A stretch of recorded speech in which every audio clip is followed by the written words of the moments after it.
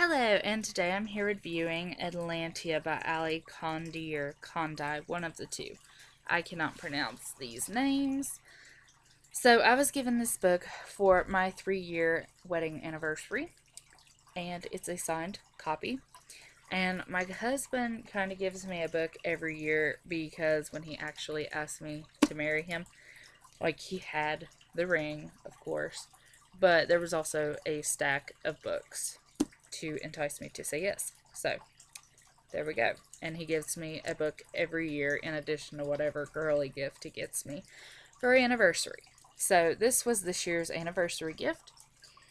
And it was really funny because usually my husband like either asks me what kind of books I want or something, but he was actually paying attention.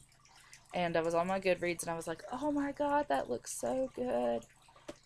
And I was recommended it on Goodreads because I had read all these mermaid novels. So I assumed that this was a book about mermaids. Plus, the title and the cover are just very undersea-ish. Okay, there are no mermaids. No. And honestly, the inside, it wasn't classified as a dystopian novel, but to me, it was a dystopian novel. It's young adult, but it's set in a world in the future. It's set in our world in the future where the Earth's oxygen and air has become so toxic that people are dying from it. And so a select group of people were chosen to live under the ocean in a city called Atlantia, which is a man-made city under the ocean. And as all dystopian novels have, problems arise and things have to change or things have to be fixed. Now, that being said, I think this is a standalone novel because it wraps up really, really nicely at the end. And I give it 5 out of 5 stars. I absolutely love it. The cover is so pretty. So pretty. And this book means a lot to me because, for one, it was a gift. For two, it was a signed copy, and I don't have very many signed copies, so that's like a huge deal.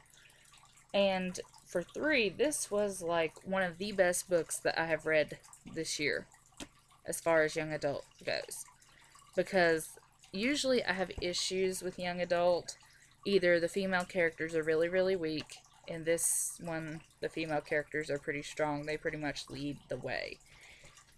Or they have these horrible, tacky, overdone love triangles. Not true. This is set up, if you like the Hunger Games, like there is a little bit of romance in it, but it's not the core to the story, then you would love this. This was really, really well done. But at the same time, it's not in the exact same area as what the other dystopian novels are, because this one takes place under the ocean. And so it was just really, really cool. It was a really cool book. I absolutely loved it. I told myself I was going to pace myself reading this and make it last about a week. I was just going to read a couple of chapters here and there. No, I got hooked from page 1, so I finished it in like within 24 hours of starting it. So I was sad to see it end. It was so good. I've seen a lot of mixed reviews. Some people hate it, some people loved it, some people were like, eh. But I really, really loved it. I hope that it gets made into a movie because it would be fantastic as a movie. And this is the first time that I've read this author, but apparently she is the author of an internationally best-selling Matched trilogy called Matched, Crossed, and Reached. So now I want to kind of get those because I really enjoyed her character development and